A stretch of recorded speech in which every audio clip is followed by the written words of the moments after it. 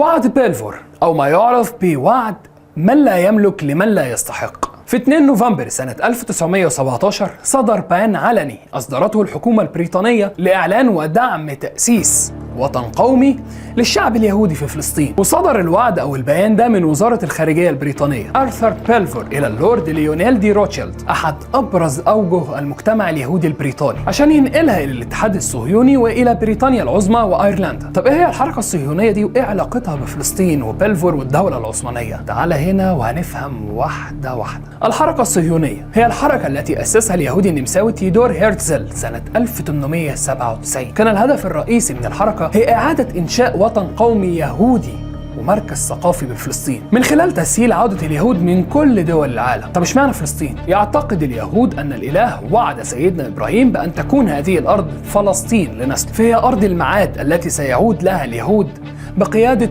المسيح المخلص، أي الأرض التي ستشهد نهاية التاريخ. يعني ده يعتبر ارتباط ديني في المقام الأول. المقام الثاني وهو أن اليهود كانوا مكروهين في أوروبا ومشتتين في كل بقاع العالم، فشاف تيودور هيرتزل في كتابه الدولة اليهودية أن لازم اليهود يتجمعوا في دولة واحدة وتبقى وطن قومي ليهم. نيجي للحرب العالمية الأولى وبلفور والدولة العثمانية. الموضوع كان مجرد محاولات ومؤتمرات في بازل سنة 1897، والمؤتمر اللي بعده في بازل برضه في السنة اللي بعدها، والمرة الثالثة كانت في بازل برضه سنة 99. أما المؤتمر الرابع كان في لندن سنة 1900، وطلبوا بعدها من سلطان الدولة العثمانية عبد الحميد الثاني فلسطين، وهو رفض، فطلبوا منهم انهم يشتروا الاراضي الفلسطينيه، الا انه هو رفض تام، فاضطروا انهم يفكروا في اماكن تانية لدولتهم زي الارجنتين مثلا واوغندا، لكن الموضوع اترفض رفض قاطع. بعد كده قامت الحرب العالميه الاولى سنه 1914، وكانت الدوله العثمانيه بتحارب ضد بريطانيا. فلما الحرب طولت بريطانيا كانت عايزه دعم الصهاينه في الحرب، وفي نفس الوقت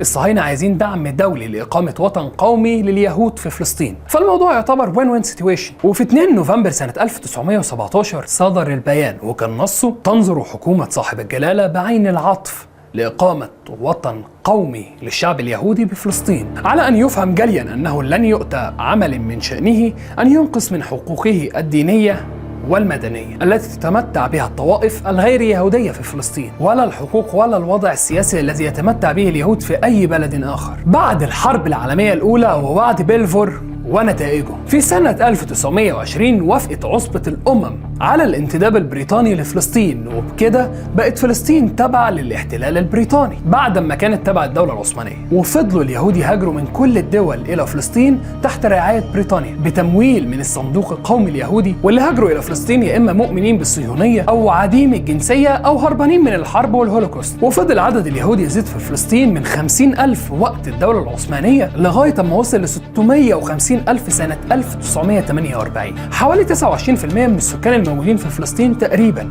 كانوا على موجتين الهجرة الأولى في السنوات الأولى للانتداب، وكانوا من دول شرق أوروبا وبولندا ودول البلطيق، وأسسوا منظمة الهيستدروت والهجانة العسكرية. والموجة الثانية كانت سنة 1931 وكان معظمها من ألمانيا. مع زيادة الأرض اللي بياخدوها مع انتشار البطالة بين الفلسطينيين حصلت ثورة 1936 وفضلت مستمرة 3 سنين.